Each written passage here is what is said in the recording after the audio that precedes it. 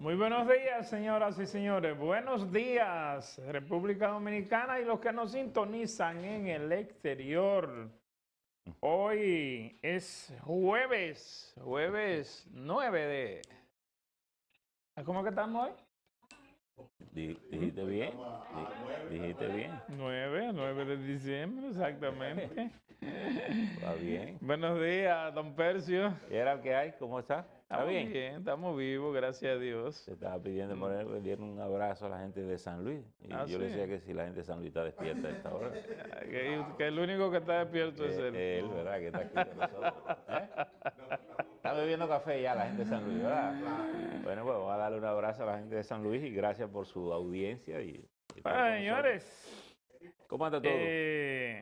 16 mil millones de pesos ya han entregado de la regalía pascual. Eran como 22 mil, ¿verdad? No, bueno, Sí. con lo formal y el Estado van a circular más de 134 No, pero yo mil digo en millones. el Estado. El Estado iba a entregar 18.000 22.000, yo de creo. regalía, Sí. unos 6.000 de los planes sociales, serían 18 y 6, ¿cuántos son? 24. 24, unos Sí, 24.000. exactamente. Ya. Bueno, eso indica que siempre en este mes, ya este tiempo, comienza un movimiento económico Circula mucho dinero. donde aparte de la entrega de ese dinero está el asunto de la entrega de el famoso bono navideño de 1.500 pesos que se entrega a familias pobres de todo el país como un mecanismo de sustitución de la práctica que habían tenido, que la había instaurado Joaquín Balaguer en sus gobiernos y que la continuaron Leonel Fernández y Danilo Medina en lo suyo, que era la de entregar cajas. Ahora se sustituyeron por una tarjeta con valor de 1.500 pesos que es distribuida entre alcaldías, gobernaciones, legisladores, planes sociales del gobierno, etcétera, etcétera. Laura, Ahí hay... bienvenida. Buenos Buenos días, días. Laura. ¿Cómo están? ¿Qué tal? Muy bien, ¿y ustedes? Bueno, hay que decir que la caja ahora circulan en la modernidad por las Son redes virtuales. virtuales. Sí. Yo creo que esa cantidad de dinero que señalas activa dos cosas. Primero, la economía, obviamente el comercio y se hacen muchas transacciones bancarias y sobre todo activa mucho la delincuencia también, que por lo que hay que advertirle a la gente, insistir con la gente que no Ya se ellos descuide. pusieron un anuncio. ¿Quiénes? ¿Los delincuentes? Sí. ¿Qué dice? Diciendo que van a estar activos las 24 horas. Sí. Que ampliaron el horario de servicio. Ampliaron el horario de servicio. Bueno, es muy frecuente, por eso a la gente se le ha recomendado ahora, y yo pienso que la misma pandemia ha ayudado a un poco a bancarizar, digamos, a usar los recursos bancarios para hacer muchas de sus operaciones, que no esté tentada a andar con mucho dinero en el bolsillo, que es un peligro de alto riesgo. Eso es lo que le gusta a la gente, andar con dinero en el bolsillo. Bueno, pero ahí pueden perder hasta la vida tuyo, porque la verdad es que hay una delincuencia muy, muy desaprensiva y te quita la vida fácil. Sí, pero tú sabes... A veces es un problema si te encuentras con mucho y te lo quita, pero también se ofende cuando tú andas sin nada. Es decir, que hay que poner algo para que por Tiene lo que haber menos algo, ellos se lleven, ¿verdad? algo para resolver. Para que no te digan, para que no te den golpes por no andar sin dinero, ¿verdad? Así es. Pero la verdad es que está bueno eso, que ya aparte de la brisa navideña, el gobierno continúe hoy desembolsando los recursos que tienen que ver con la regalía en las diferentes instituciones públicas. La práctica parece que la van a ir soltando paulatinamente el tema, ¿no? Y porque los 6.000 millones parece que van a ser emitidos por varias instituciones, no es solo, es decir, que no están unificadas en un solo mecanismo, ¿no? Por tanto, eso es bueno. Hoy estamos a 9, de aquí al 24 pues pueden ir soltando parcialmente estos fondos a los fines de que incluso la misma banca no se congestione. porque mucha de esa gente retira su dinero desde el cajero, ¿verdad? Sí, Esa es su práctica. así es. Bueno, ayer la Contraloría General de la República respondió al documento que hizo público el Partido de la Liberación Dominicana sobre la filtración o publicación de las auditorías que se han venido realizando en diferentes instituciones públicas de la pasada gestión del gobierno del presidente Danilo Medina. Dice la Contraloría General de la República que el deber de ellos simplemente es entregarla a la Procuraduría y que la Procuraduría dirá si hay anomalías o no, si hay acción judicial o no, pero que ellos simplemente cumplen con eso. Esto ante el documento que publicó ayer el Partido de la Liberación Dominicana diciendo que esas auditorías se estaban filtrando sin haber consultado a las personas afectadas, sin haber preguntado a ninguno de los afectados, pero dice la Contraloría que ellos simplemente hacen la investigación correspondiente y la entregan a la Procuraduría para que sea esta la que determine lo que procede en esos casos.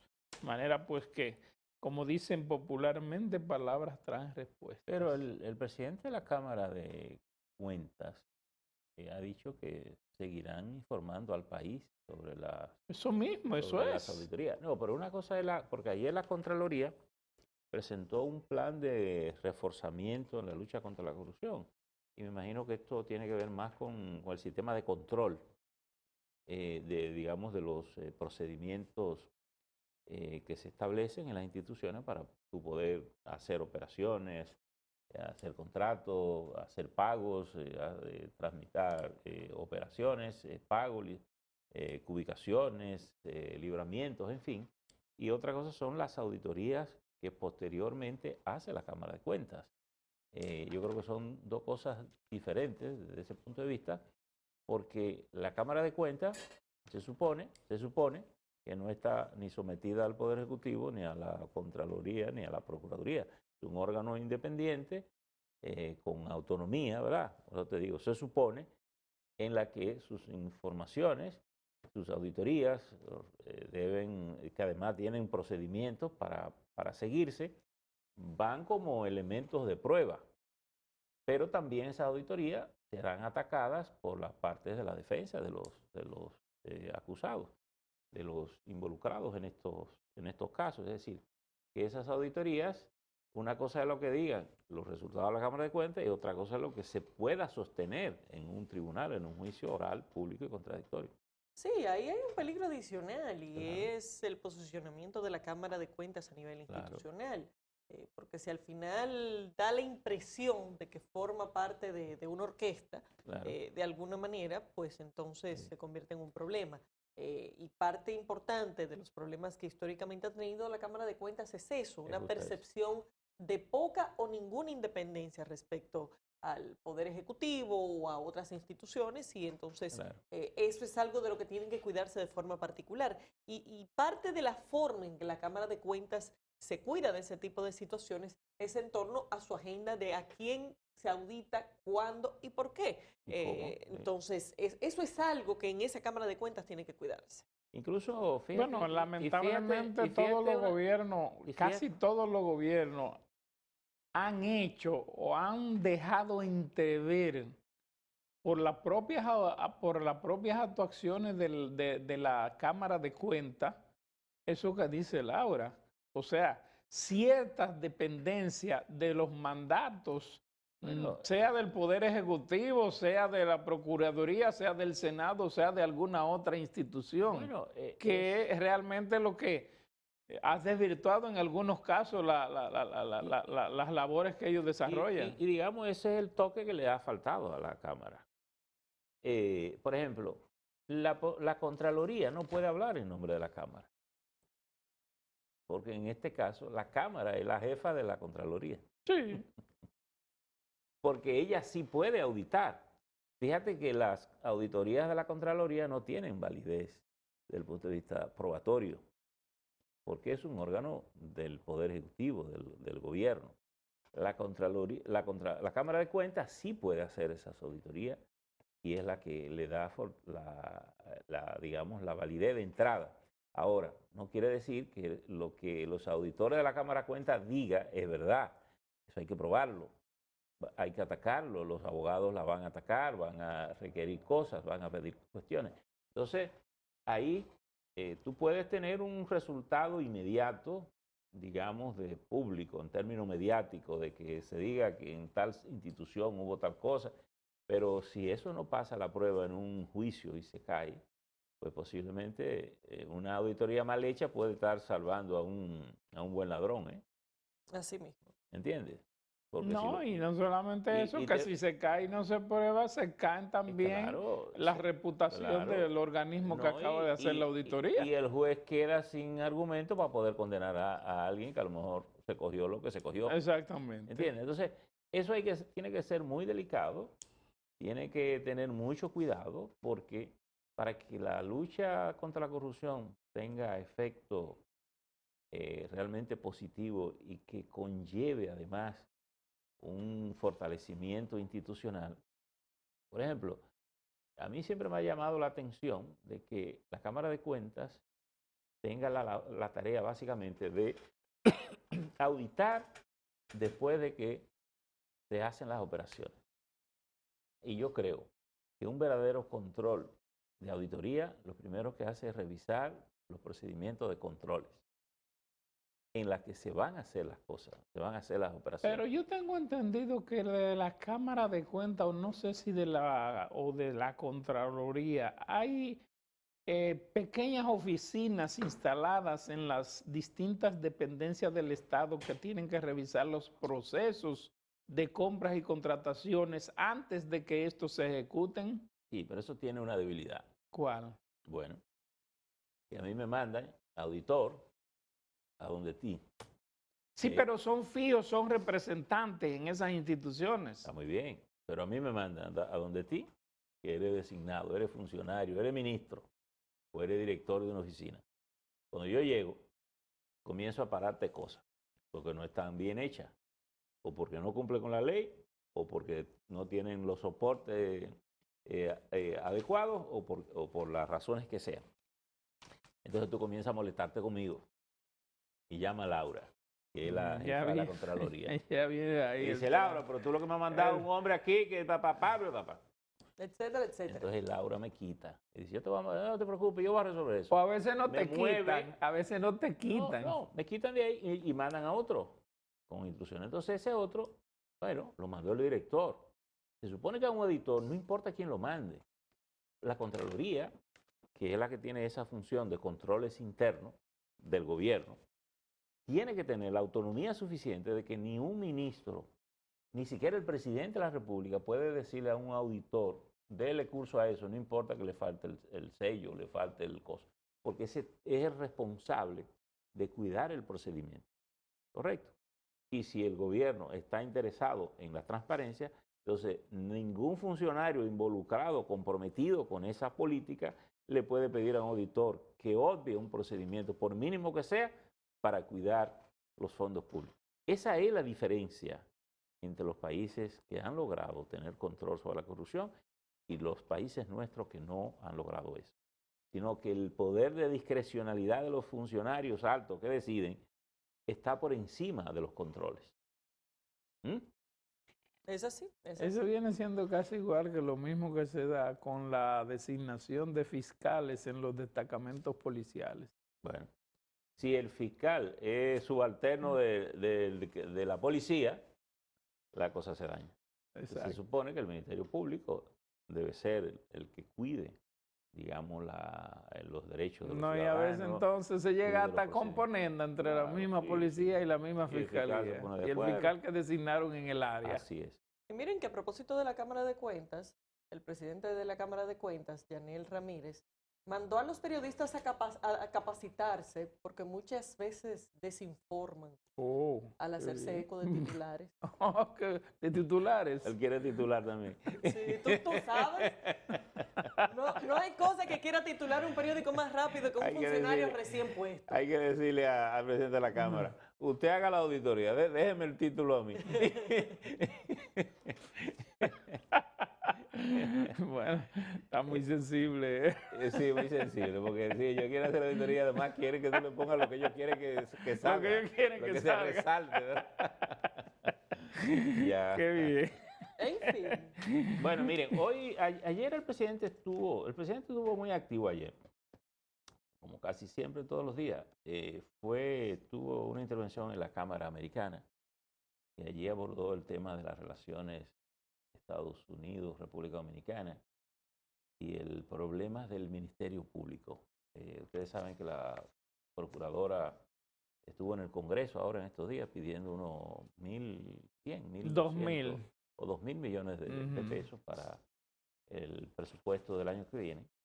Y ayer el presidente confirmó que no le faltará dinero o los recursos al Ministerio Público para operar. Lo bueno de esto sería que venga de manera institucional, ¿verdad? Lo malo de eso es que el presidente tenga que decir Claro, por eso que te le digo, van a dar ese por eso dinero. te digo, no, Porque ese dinero debía estar ahí sin necesidad de la Exacto. Procuraduría pedirlo. Sí, por eso que te digo, lo interesante de esto es que venga de manera institucional. Porque dicen que el que paga la fiesta es el dueño, ¿verdad? Sí.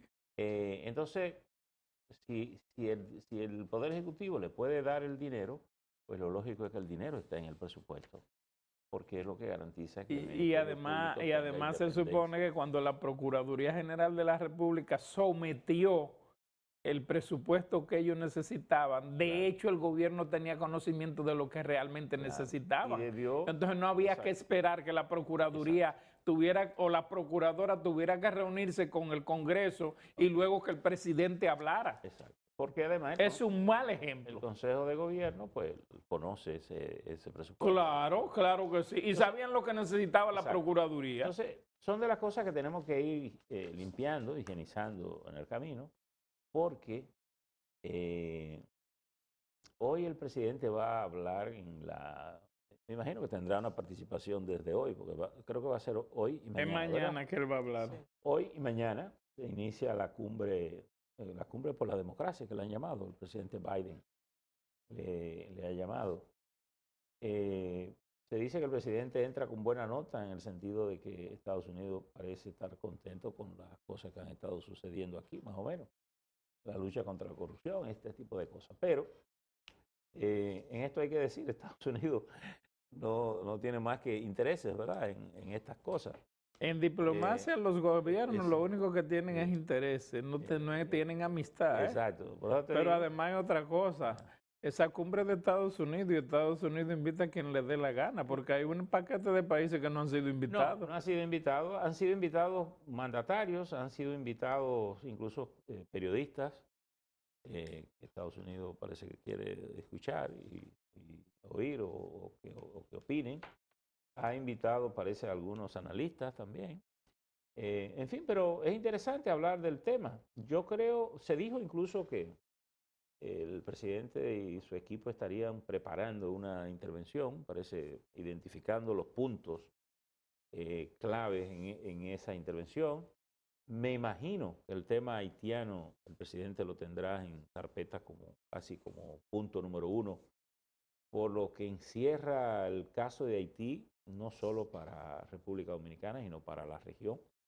La indiferencia del propio Estados Unidos frente a ese tema, en la que, bueno, más que indiferencia, ha dicho ya que Haití es responsable de su seguridad, es decir, lo que quiere decir que ellos no están aparentemente por meterse en ese tema, desde el punto de vista de no accionar fuera de lo que son los intereses internos de los Estados Unidos y la parte afroamericana sobre la visión de Haití. Entonces, me imagino que ese será un tema clave que el presidente va a abordar ahí.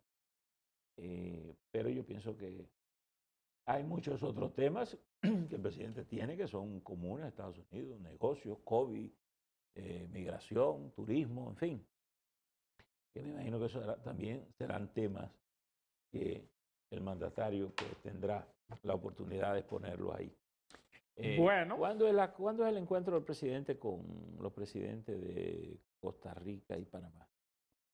Es después de la cumbre. Después de esta cumbre, sí. Eso, La cumbre mañana. esos otros dos presidentes están invitados a esa cumbre. Sí, El de Panamá y el sí, de Costa Rica. claro. Sí, Bueno, creo que varios más. Sí. Exacto. Entonces, Sí. sí, hay como 100 sí. presidentes que han invitado.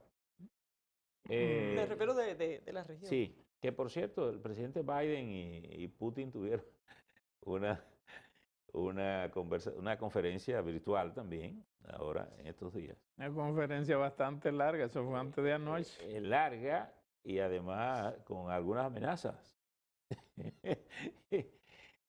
Amenazas sobre todo de Estados Unidos y Putin defendiéndose de que nosotros no somos los culpables, es fulano. Bueno, lo que pasa es que hay un problema de temas estratégicos. El problema es que Estados Unidos, como siempre, metiendo las narices donde no le importa, ellos han querido meter sus armamentos en la frontera con Rusia, pero a través de Ucrania, siendo Ucrania un país que no tiene ni es miembro de la Organización del Atlántico Norte. Entonces Rusia dice, bueno, espérate, tú no me vas a poner las armas ahí en la frontera, las armas de la OTAN en la frontera conmigo. Claro. Entonces yo estoy dispuesto a cualquier cosa con tal de no permitir que Ucrania pase a ser miembro de la OTAN y me pongan los armamentos que ustedes tienen, que tiene la OTAN, al lado de mi frontera. Bueno, lo que ha dicho, y bueno, y hay que decir que Putin es KGB. No solo que KGB, Conoce bueno, muy bien todo que le eso. ha dicho, bueno, yo no ando invadiendo a nadie, yo no ando por territorio de nadie, entonces yo no puedo aceptar que tampoco nadie venga a pegárseme a la frontera de la manera, como ellos le llaman, de cruzarme la línea roja. Exacto, eso es. Pero lo que te quiero decir es que Putin, que ha sido un hombre muy entrenado en los mecanismos secretos de la Unión Soviética, Pero el conoce muy bien el problema de Estados Unidos es ese, el problema. Mira ahora el conflicto que tiene con China. Ahora tiene otra vez otro conflicto con China. Sin China estar hablando de eso, está hablando de que si China agrede a Taiwán o que si China quiere hacerse de Taiwán, lo van a tener a ellos de frente. Pero señores, en ningún momento están hablando de eso. Bueno, pero ese es un territorio chino. Tarde o temprano tendrán que ir. Entonces China dice, nosotros no vivimos metiéndonos en ninguna parte tampoco, en América Latina, en lo que ustedes llaman patio trasero. Tú sabes que cuando el presidente, ¿cómo se llama? El que renunció en Estados Unidos. Richard Nixon. Nixon. Cuando Nixon fue a China, obviamente buscando distensión con China para debilitar la posición de Rusia, Nixon llevó una agenda y le dijo a los chinos, bueno, el tema de Taiwán no está en esta conversación. Le dijo Nixon.